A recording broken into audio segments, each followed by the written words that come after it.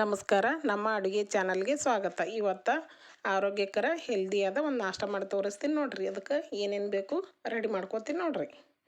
ಒಂದು ಆಲೂಗಡ್ಡೆ ತೊಗೊಂಡಿನಿ ರೀ, ಸಿಪ್ಪೆ ತೆಗೆದು ಈ ಥರ ತುರ್ಕೋತೀನಿ ರೀ. ಆಲೂಗಡ್ಡೆ ಹಸಿ ಆಲೂಗಡ್ಡೆನೇ ಅದ ರೀ, ಈ ಥರ ತುರ್ದು ನೋಡಿರಿ. ಒಂದು ಪಾತ್ರೆ ತೊಗೊಂಡು ಎಲ್ಲ ಮಿಕ್ಸ್ ಮಾಡ್ಕೊಳಕ್ಕೆ ಒಂದು ಪಾತ್ರೆ ಒಳಗೆ ಹಾಕೋತೀನಿ ರೀ. ಈಗ ನಾ ಸಣ್ಣ ಕಟ್ ಮಾಡಿಟ್ಟದು ಕೊತ್ತಂಬರಿ ತೊಗೊಂಡಿನಿ ರೀ. ಎಷ್ಟು ಸಣ್ಣ ಸಾಧ್ಯ ಆಗ್ತದೆ ಅಷ್ಟು ಸಣ್ಣ ಕಟ್ ಮಾಡ್ಬೇಕು ರೀ. ಮೆಂತ್ಯ ಪಲ್ಯ ತೊಗೊಂಡಿನಿ ರೀ, ಇದನ್ನು ಸಣ್ಣ ಕಟ್ ಮಾಡ್ಬೇಕು ರೀ.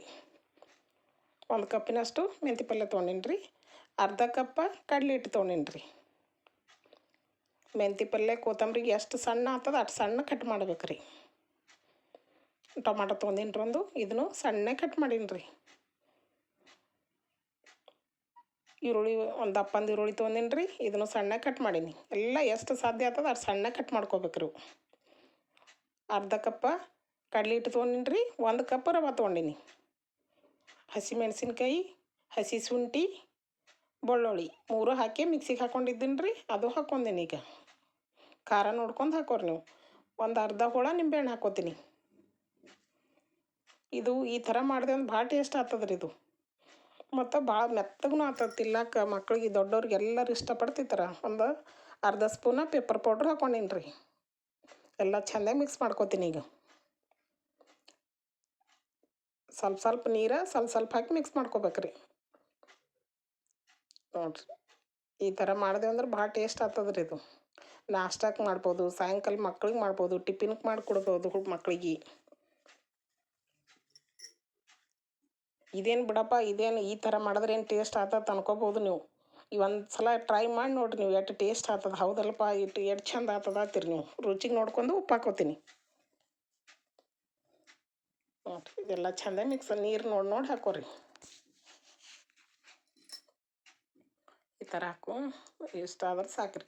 ಒಂದು ಸ್ಪೂನ ಇನ್ನೂ ಹಾಕೋತೀನಿ ರೀ. ಇನ್ನೂ ಹಾಕೋದ್ರಿಂದ ಉಬ್ಬಿ ಬರ್ತದೆ, ಸಾಫ್ಟ್ ಆಗ್ತದೆ ರೀ, ಗಟ್ಟಿ ಆಗಲ್ಲ, ಭಾಳ ಸ್ಮೂತ್ ಆಗ್ತದೆ. ಒಂದು ಸ್ವಲ್ಪ ನೀರು ಹಾಕ್ತೀನಿ ಅಂದ್ರೆ ಎಲ್ಲ ಕಡೆ ಮಿಕ್ಸ್ ಆಗ್ತದೆ ಅದು. ಇನ್ನೊಂದು ಮ್ಯಾಗ ನೀರು ಹಾಕಿದೆವಂದ್ರೆ ಸಾಫ್ಟ್ ಆಗ್ತದೆ ರೀ. ಹಿಂಗೆ ಉಬ್ಬಿ ಬಂದಂಗೆ ಆಗ್ತದೆ. ಹಾಗಾಗಿ ಗಟ್ಟಿನೂ ಆಗಲ್ಲ ರೀ ಈ ಥರ ಮಾಡಿದೆವು ಅಂದ್ರೆ ನಾವು ಇನ್ನೂ ಹಾಕೋದ್ರಿಂದ. ನೋಡಿರಿ ಚೆಂದಾಗಿ ಮಿಕ್ಸ್ ಮಾಡ್ತೀನಿ ರೀ. ಮಿಕ್ಸ್ ಮಾಡಿ ಒಂದು 5ರಿಂದ 10 ನಿಮಿಷ ಮುಚ್ಚಿಟ್ಬಿಡ್ತೀನಿ. ಈಗ ಆಗ್ಯದ ನೋಡಿರಿ, ಒಂದು 10 ನಿಮಿಷ ಆಗ್ಯದ. ಹಾಕ್ಕೋತೀನಿ ನೋಡಿರಿ. ಈಗ ರೆಡಿ ಮಾಡ್ಕೋತೀನಿ.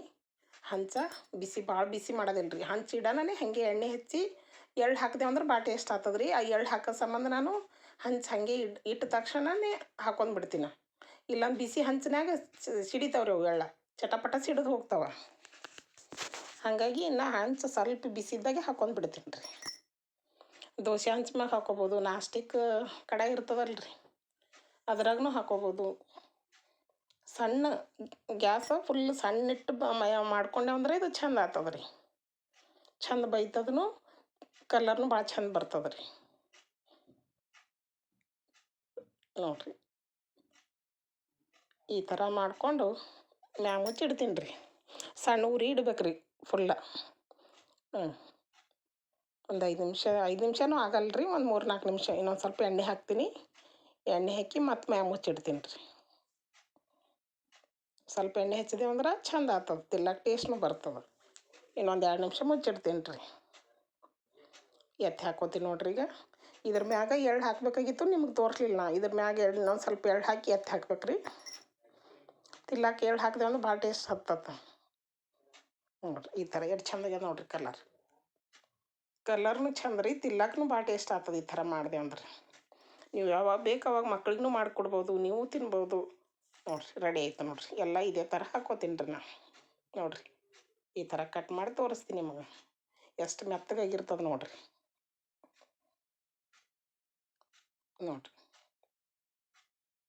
ಕಟ್ ಮಾಡಿ ತೋರಿಸ್ತೀನಿ ನೋಡಿರಿ ನಿಮಗೆ. ಎಷ್ಟು ಮೆತ್ತಗಾಗ್ಯದ ನೋಡಿರಿ. ಫುಲ್ ಮೆತ್ತಗೆ ಆಗ್ತದೆ ರೀ. ಇಷ್ಟ ಆದರೆ ಲೈಕ್ ಮಾಡಿರಿ, ಕಮೆಂಟ್ ಮಾಡಿರಿ, ಸಬ್ಸ್ಕ್ರೈಬ್ ಆಗಿರಿ. ಧನ್ಯವಾದಗಳು.